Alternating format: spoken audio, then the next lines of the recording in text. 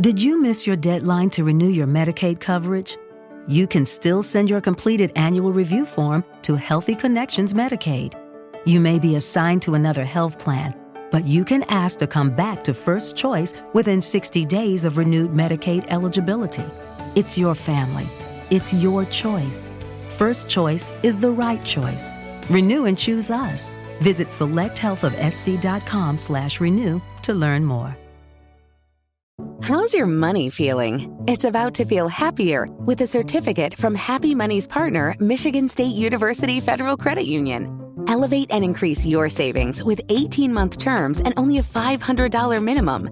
And the happiest part? MSU FCU certificates yield 4.5% APY annual percentage yield. Now that's a happier side of money. Elevate your savings. Go to happymoney.com/MSUFCU. That's MSUFCU. Funds insured up to $250,000 by NCUA. The APY is accurate as of the 12/1/2023 dividend declaration date. Early withdrawal penalties do apply. Fees may reduce earnings on the account. Any monthly withdrawals or transfers reduce earnings.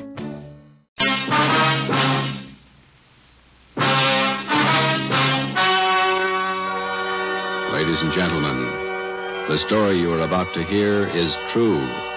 Only the names have been changed to protect the innocent. Fatima Cigarettes, best of long cigarettes, brings you Dragnet.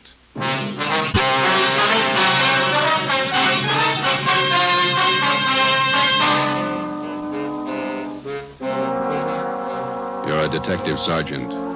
You're assigned to robbery detail. $8,000 worth of Chinese jade has been stolen. The criminal is vicious. His weapon, a handful of buckshot in a handkerchief. Your job, get him. If you want a long cigarette, smoke the best of long cigarettes. Smoke Fatima. Fatima is the long cigarette which contains the finest Turkish and domestic tobaccos superbly blended to make Fatima extra mild. And that's why Fatima has a much different, much better flavor and aroma than any other long cigarette. That's why Fatima is doubling and redoubling its smokers. So, if you want a long cigarette, smoke the best of all long cigarettes. Smoke Fatima. Dragnet, the documented drama of an actual crime. For the next 30 minutes, in cooperation with the Los Angeles Police Department, you will travel step by step on the side of the law through an actual case from official police files. From beginning to end, from crime to punishment, Dragnet is the story of your police force in action. It was Monday, December 1st. It was foggy in Los Angeles. We were working the day watch out of robbery detail. My partner's Ben Romero. The boss is Ed Backstrand, chief of detectives. My name's Friday. It was 7:15 p.m. when we got to the police academy, the banquet room. Where do we sit, Joe? Lee Jones is holding a couple seats for us someplace. You see him? Oh, yeah. There he is up there. Well, look at him. But he's here. Yeah, ought to be. Hi, fellas. A couple of ringside seats. Thanks, Lee. Did you get it? Yeah, right here. Mind if I take a look at it? No, go ahead. How come it didn't get wrapped as a gift? No time. A gift box would have been nice. No cotton, even? Beautiful watch. Radium dial? Yeah. Universal Geneva. Fine movement. He'll like it. Look on the back. Let's see. For Chief Ed Backstrand, a good cop, Detective Bureau. Not very good engraving. No time. I didn't think the old man really meant it.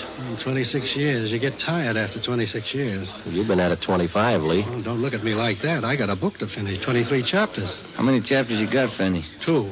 How long you been writing it? 2 years. Well, at that rate, we'll be stuck with you for another 21 years. If you're lucky. Excuse me, fellas. Gotta make a speech. Hi, Lee.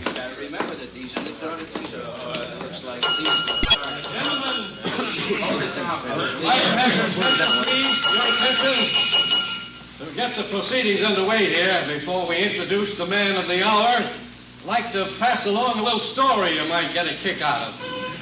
I was driving down from Utah last year, stopped off at a hotel in Elko, Nevada. When I went up to register for my room, there was an Indian ahead of me.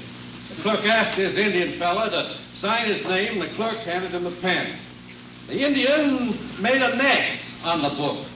The clerk looked at him for a minute and said, "Say, aren't you Chief Deerskin? Haven't I seen you in the movies?" The Indian nodded his head and looked a little upset. "Oh," he said. "Oh, he make a lot of movies in Hollywood." The clerk smiled and said, "A lot of people in Elko here like to get your autograph, Chief." Then the Indian grabbed the pen up again and he said, "Me no like a autograph, hunters. Me no want to be bothered." Then he drew a circle around the axe he made. The clerk said, "Why'd you do that, Chief?" The Indian said, "Me no use him right name." Oh, hey, Joe. Yeah, there's Rogers over there. He's motioning to Where? Oh, yeah, excuse me a minute, Ben. The chief who's retiring tonight. He's been using his right name for 26 years, and he's proud of it. And we're proud to have been associated. Do you want me, Rogers? A phone for you, Joe. You can take it on the extension After outside. 26 Thanks, Pete. years of service, he's retiring from the Los Angeles Police Department. We're going to miss him. Gentlemen, a fine officer, Chief Ed Backstrand. Where's the phone? Right over here. Thanks. Friday. Joe, this is Gonzalez. Yeah, Jess. Sorry to bother you, but Power said I should call you. Yeah? I need some liquid. Something big? Pretty big, yeah. Too many loose ends. Pena and I can't pull them all in. When do you want us? As soon as you can get down here. That important, huh? A man may die, Joe.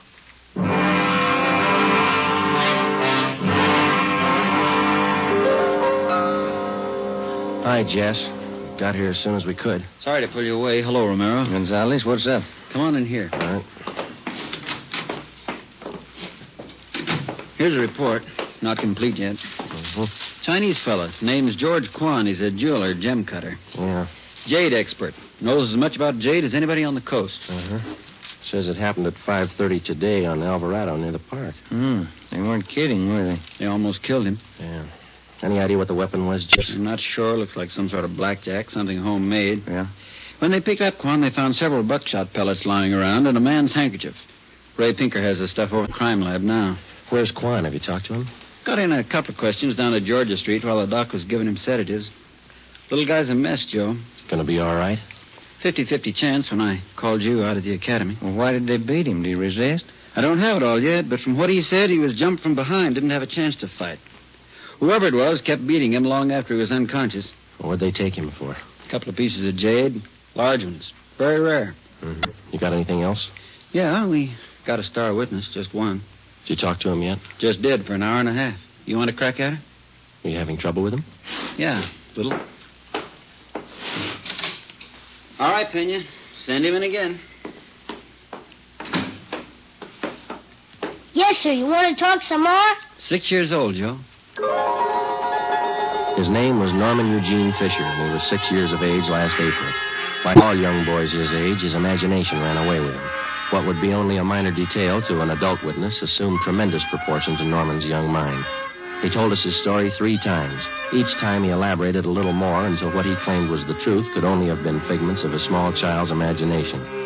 Ben and I, together with Gonzalez and Pena, talked with the boy for another hour. We were getting tired, but Norman enjoyed his position as star witness. Once more, Norman, please, try to remember it as it really happened. It was just like I said. Let me try, Jess. Go ahead, Romero. You did see it happen this afternoon, didn't you, Norman? Yes, sir, I did. Good. Now, you were on your way home from the store. Oh, no, sir. I was running away from a man. He was chasing me. But you just told us, Norman, that you were on your way home from the store. Oh, no, sir. That was yesterday. But you told us. Just a minute, Ben. Norman, how old are you? Next year I'm going to be 21. No, that's not right. 21, that's older than I am.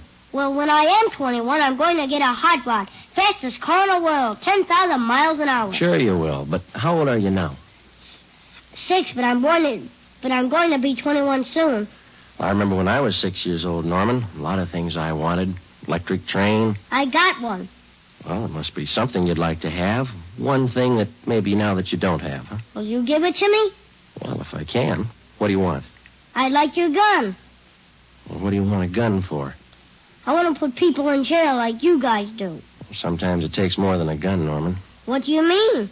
Just because you've got a gun doesn't mean you're a cop. Well, what does? Just a minute, son.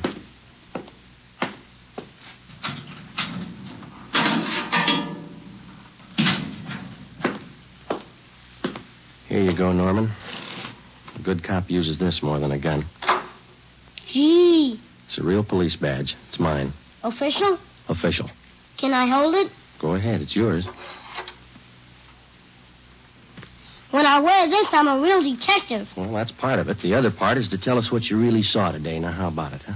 There were 4 men, like I said, and they all had machines. No, wait a minute, Norman. I thought you said you were a detective now. I am. Well, a good detective has to remember exactly what he sees, not something he makes up.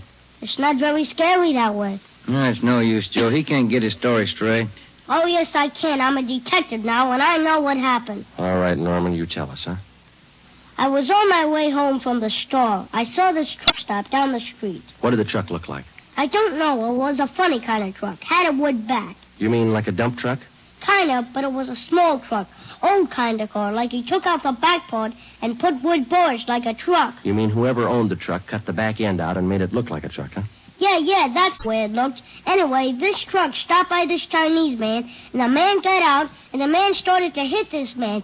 And the man fell on the sidewalk, and the man kept hitting him and hitting him as hard as anything. Well, what was he hitting him with? With his handkerchief? There he goes again. No, I don't know. How about that, Jess? Good tie-in. Go on, Norman. Well, that's all I saw. No, I mean after the man hit him, what'd he do? Oh, well, he grabbed a bunch of stuff from this man's pocket, and he went into the truck and he speeded away. Norman, you're a good detective. I want you to think real hard now.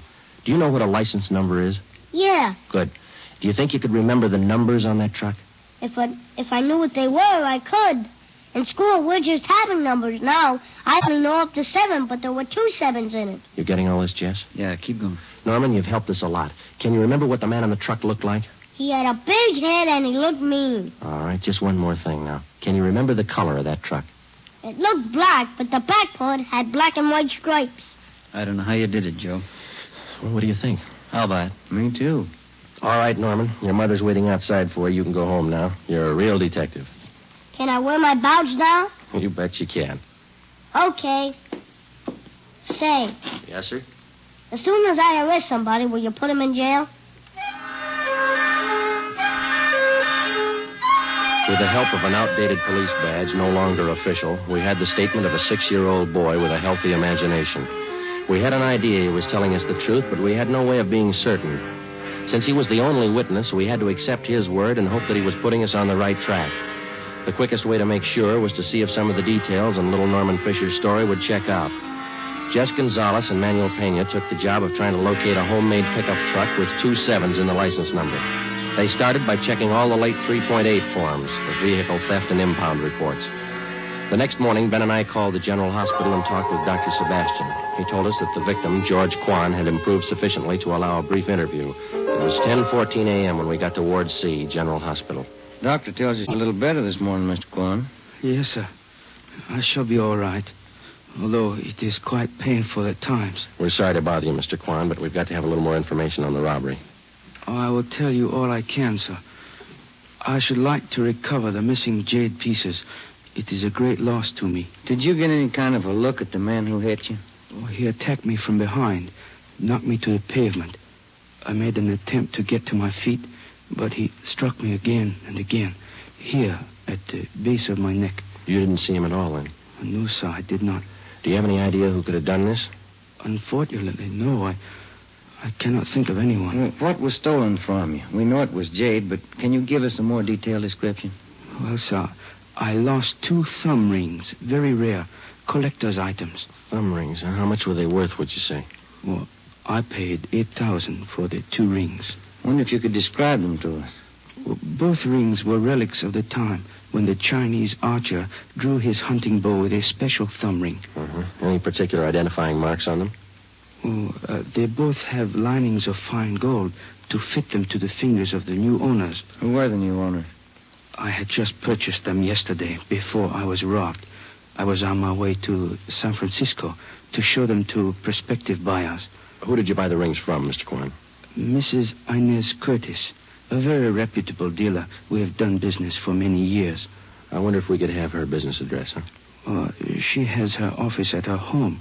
It is 1957 Harper Annex off Sunset Boulevard in Beverly Hills. How many people knew that you had the jade on you at that particular time yesterday? Oh, let me see. There were only 2 other buyers present beside Mrs. Curtis. I do not recall their names. They were new to me. Mrs. Curtis would know. Mr. Quan, we know that you're tired. We have just one more question. Certainly. I wonder if I might trouble you to hand me that tumbler of water with the glass straw. Surely. Here you are.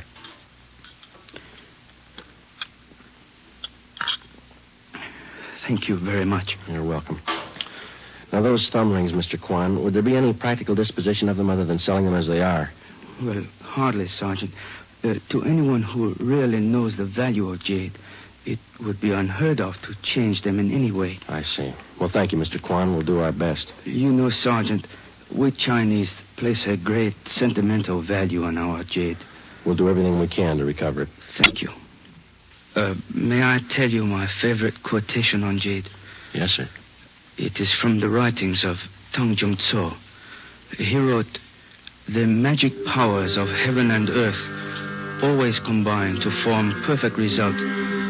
So the pure essences of hill and water become solidified in precious jade." Ben and I drove out to 1957 Harper Annex, the residence of Mrs. Inez Curtis. There was no one at home. We left one of our cars. It was 12:22 p.m. when we got back to Central Division. Here's a phone message for you, Joe. What's it say? Call Jess Gonzalez. He's at the Wilshire Division. Okay, thanks, Ben.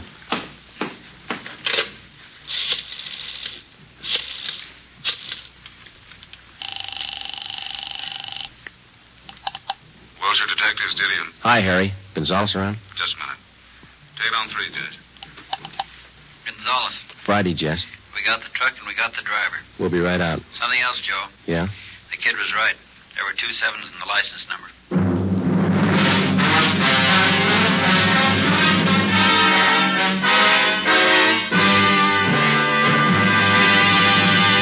You are listening to Dragnet for the solution to an actual case from official police files. Now, here is a real solution to many of your Christmas shopping problems. If your friends smoke a long cigarette, give the best of long cigarettes, Fatima. Give Fatima for quality. The name Fatima has always stood for the best in cigarette quality. Give Fatima for flavor. Fatima has a much different, much better flavor and aroma than any other long cigarette. Give Fatima. They're extra mild. Yes, Fatima is the long cigarette which contains the finest Turkish and domestic tobaccos blended to make Fatima extra mild. Yes, extra mild. So give Fatima for Christmas in the attractive golden yellow carton. It's the long cigarette that has doubled and redoubled its smokers. More and more smokers every day agree Fatima is the best of all long cigarettes.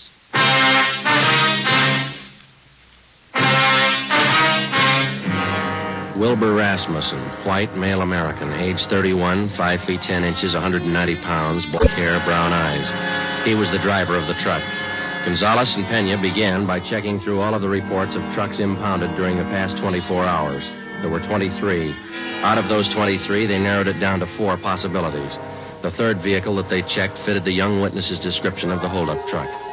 We still could not be absolutely certain that the impounded truck was the one we were looking for. The same could be said of the driver, Wilbur Rasmussen. The net result of checking impound reports doesn't always result in the apprehension of a suspect, but in this case we were lucky. The driver had been picked up for drunk driving.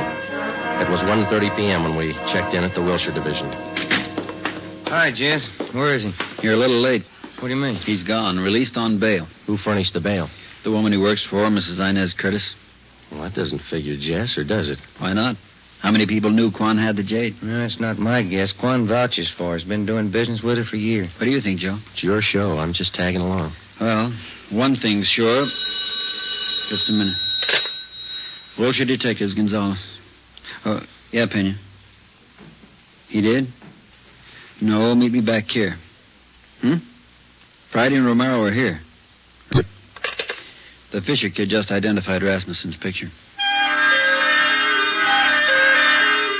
The identification of Wilbur Rasmussen by 6-year-old Norman Fisher was far from sufficient to take the case to court. We had to have evidence, lots of it.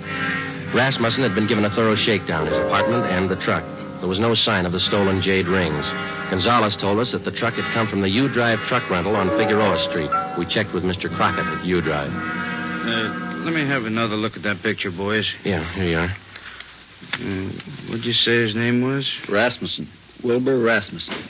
You want to know if he rented a truck from Miss Wayne? Yesterday, maybe the day before. No, not this fella. Never seen him. Before we left U-Drive, we checked over the rental contract on the truck in question. The deposit check for the truck was signed by Mrs. Inez Curtis. The truck was checked out at 6 a.m. The rental contract, the actual release form showing to whom the vehicle had been rented, was signed by a Harry Wilson. Rasmussen's name did not appear on any of the usual rental forms. The manager of U-Drive was positive that he had not rented a truck to Rasmussen. We drove out to 1957 Harper Annex. This time we found Mrs. Inez Curtis at home. I'm terribly sorry about Mr. Quan. Does he have everything he needs in the hospital? Yes, ma'am. How long did you say this Harry Wilson had been working for you? 6 or 8 weeks. But I'm sure you're wrong about him. We're not accusing him of anything, Miss Curtis. We just want to talk to him. He certainly came to me well recommended. He was a nice man. When's the last time you saw him? Day before yesterday. He asked for his check, said he was quitting. Told him I was sorry to see him go. I'm anxious to get that guest house finished. How about Rasmussen, Miss Curtis? How long has he been with you? Wilbur's been with me for about 7 months. Good worker, but he drinks too much. Feel sorry for him. You've rented trucks from the U-Drive company right along? Oh, yes, from Mr. Crockett. We had to have a truck to haul our building supplies. I'm saving an awful lot of money contracting this myself. It's a great saving. Yes, ma'am. The deposit on this last rental, did you give that check to Wilson or to Rasmussen? I sent both of them down to pick it up. Like I say, Wilbur's been drinking rather heavily lately, and I think Harry's the better driver of the two. Do you know which one of those men was driving the truck about 5:30 in the afternoon, day before yesterday? How would I know that, Sergeant? All I know is that I sent both of them down. I told Harry to drive. Yeah, I see. Miss Curtis, were either of those men present the day you sold the jade rings to Mr. Quan? No. They have nothing to do with my gym business, whatever. Did either of these men know about Mr. Quan's purchase? Well, that's possible. They knew he was here. I'm sure they saw him come in. It's entirely possible that they might have overheard something. When did Mr. Quan leave your house? About 5 o'clock. What time did the two men go after the truck? Oh, they picked that up early in the morning. Mr. Crockett down at U-Drive says that only Harry Wilson checked out the truck. Says he's never seen Rasmussen before. That's entirely possible. Like I say, they might well have made other arrangements. Were there any other people present when Mr. Quan bought that jade? Yes, there were. 2 other buyers. They were bidding for the thumb rings, too. Mr. Quan had the high bid, so I sold them to him. What if we could have their names? Certainly, I'll write them down for you. Miss Curtis, do you have any idea where we might locate Harry Wilson? Well, he told me he was going to Mexico, said he had friends down there. Well, thank you, Miss Curtis. You've been very helpful. Are you sure there isn't anything Mr. Quan needs? Yes, ma'am. 2 jade rings. Mrs. Inez Curtis gave us a detailed description of Harry Wilson. She also gave us the names and addresses of the 2 other buyers who were present when Mr. George Quan made his purchase. We checked them out and found them to be equally as reputable as Mrs. Curtis. They could tell us nothing of the robbery. We went back to the office and got out an APB and a radiogram on Harry Wilson from the description given us by Mrs. Curtis. Stakeouts were maintained at Wilbur Rasmussen's apartment and at the home of Mrs. Inez Curtis. It was 4:30 p.m. when we got to the 2nd floor of the old city jail building, the crime lab.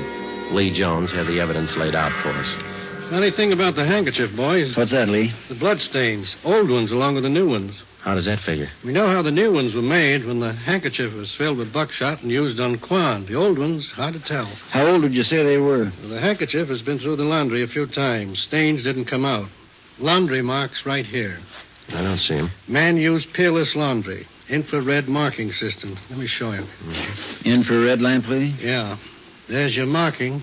Can you trace it down? Who's it belong to? Man used the name of Harry Wilson. There was nothing to do now but wait for some word on Harry Wilson.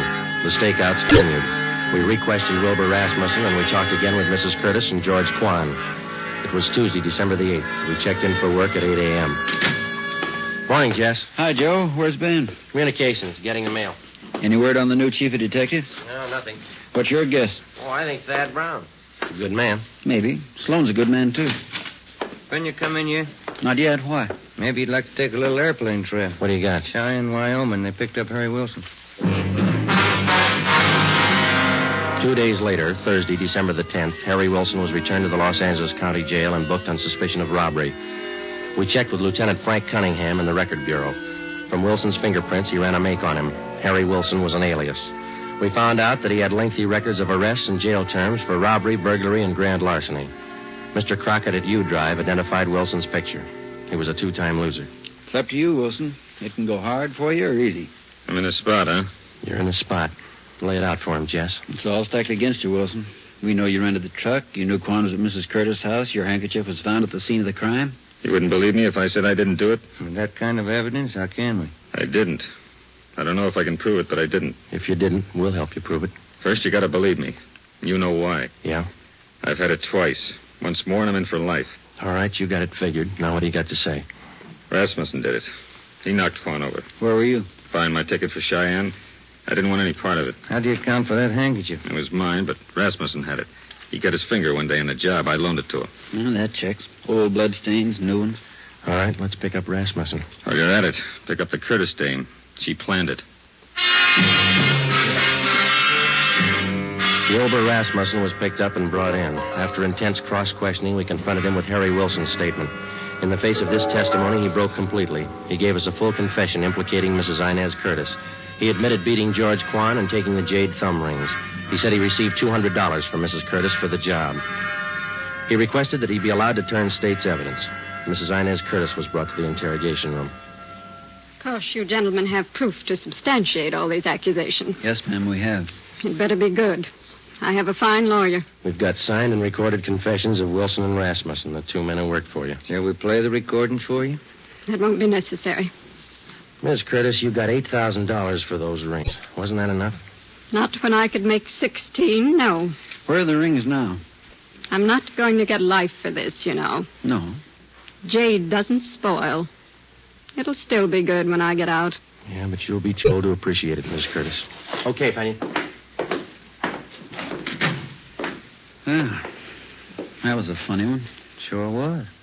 How about it? Did you figure it this way, Joe? You don't expect me to answer that, do you?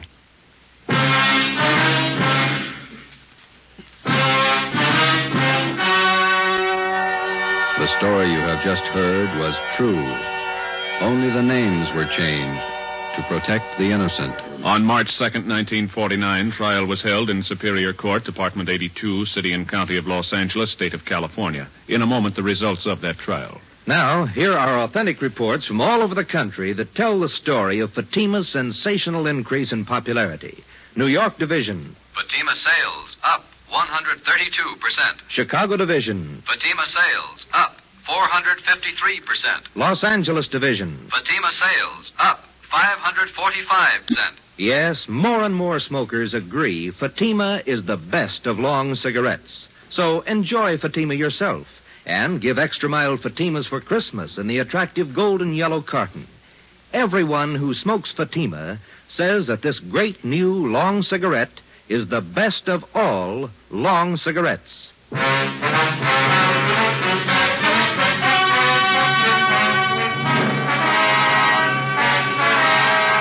Mrs. Inez Curtis was tried and convicted of robbery and conspiracy. She received the maximum sentence as prescribed by law. In consideration for turning state's evidence, Wilbur Rasmussen received a minimum term. You have just heard Dragnet, a new series of authentic cases from official files. Technical advice for Dragnet comes from the Office of Acting Chief of Police, W.A. Wharton, Los Angeles Police Department. Dragnet honors the city of Knoxville, state of Tennessee, and the men who make up the Knoxville Police Department, another of America's great law enforcement agencies. One of these men, Sergeant Joe H. Roberts, director of the Knoxville City School Safety Patrols, who dedicates his life to making yours more secure. Fatima Cigarettes, the best of long cigarettes, has brought you Dragnet, portion transcribed from Los Angeles.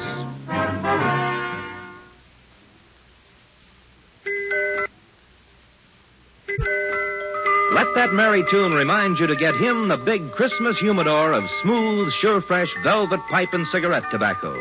It's a double pleasure to any smoker when you give this generous humidor of velvet. It smokes cool and sweet in both pipe and cigarette. In every way, the gift for him is a Christmas humidor of velvet, America's smoothest smoke. Be sure to listen to Dragnet next week. Your tune for the stars on NBC.